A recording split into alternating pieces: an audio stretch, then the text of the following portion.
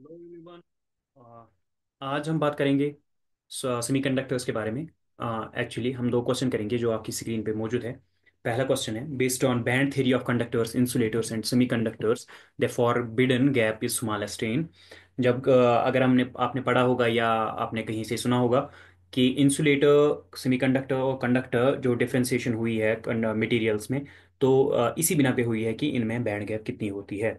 अगर आपने पढ़ा होगा अपने ट्वेल्थ क्लास में कि जो कंडक्शन बैंड और वैलेंस बैंड होता है, इनके दरमियान जो गैप होती है, इनके दरमियान जो एनर्जी लगती है इलेक्ट्रॉन को जाने में, उसको हम फॉरबिडन गैप बोलते हैं, फॉरबिडन एनर्जी गैप। और इसी बिना पे हमने डिफरेंशिएट किया हुआ था, पढ़ा हुआ था कि इसमें कंडक्टर्स कौन होते हैं, कंडक्टर्स कौन होते हैं और इंसुलेटर्स कौन होते हैं। हमारा क्वेश्चन पूछ रहा है हमसे कि ये जो है फॉरबिडन गैप सबसे कम कहाँ पे है।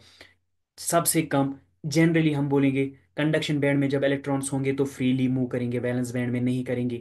वैलेंस बैंड से कंडक्शन बैंड में जाना पड़ेगा इलेक्ट्रॉन्स को मूव करने में, कंडक्टर बनाने के लिए। तो जिसमें सबसे कम एनर्जी लगेगी वो उतना ज़्यादा अच्छा कंडक्टर होगा, कंडक्ट करेगा इलेक्ट्रॉन को या इलेक्ट्रिसिटी को।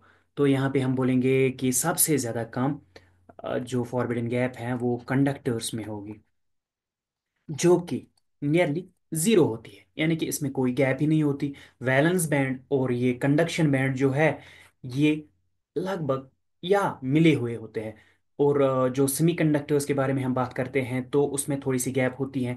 सेमीकंडक्टर्स में ये गैप 0 से 3 इलेक्ट्रॉन वोल्ट तक होती है, और इंसुलेटर्स में ये gap greater than 3 electron volt, इससे ज्यादा 3 इलेक्ट्रॉन वोल्ट से ज्यादा होती है। तो पहले क्वेश्चन का आंसर बनता है हमारा कंडक्टर्स। और इसी के बाद जो सिमिलर टाइप ऑफ क्वेश्चन है, if the band gap between valence band and conduction band in a material is 5 electron volt then the material is।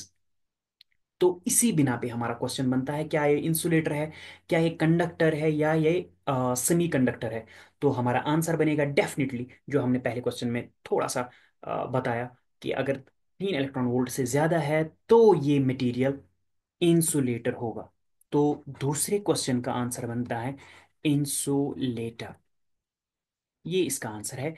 और ये दोनों क्वेश्चन इंट्रेंस में आए हुए हैं, हिस्ट्री बन चुकी है, जबकि एक्सपेक्ट नहीं करना चाहिए इतने आसान क्वेश्चन आएंगे, लेकिन कभी कभार आ भी सकते हैं। सो ध्यान दीजिएगा। Thank you.